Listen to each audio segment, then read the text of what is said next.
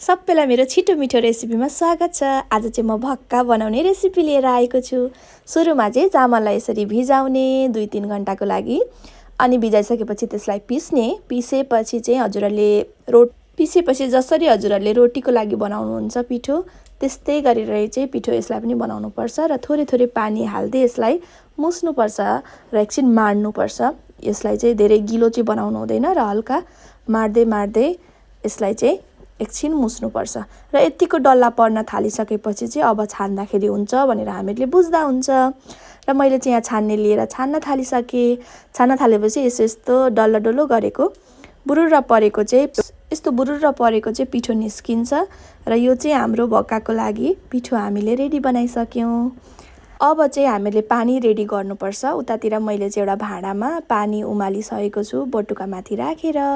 एउटा माथि चाहिँ बटुका नभए एउटा कुनै दुलो परेको भाँडा राख्नुपर्छ र उम्लेको बाफमा चाहिँ यो भक्का पकाउनु पर्ने हो।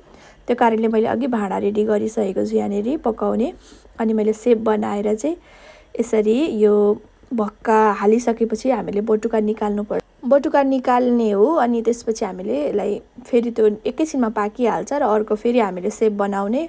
एकदमै छिटो मिठो रेसिपी छ यो भक्काको। हजुरहरूले पनि ट्राई गर्नु होला हजुरहरूको घरमा। यसरी नै एकदमै सजिलो छ, एकैछिनमा पाकि नै हाल्छ।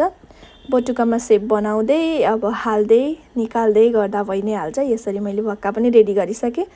जेसँग पनि खाँदा हुन्छ। हजुरहरूलाई अचारसँग मनपर्छ भने टमाटर र धनियाँको अचारसँग पनि बेस्ट हुन्छ र चियासँग खाँदाखेरि पनि मिठो हुन्छ, दुधको चिया है।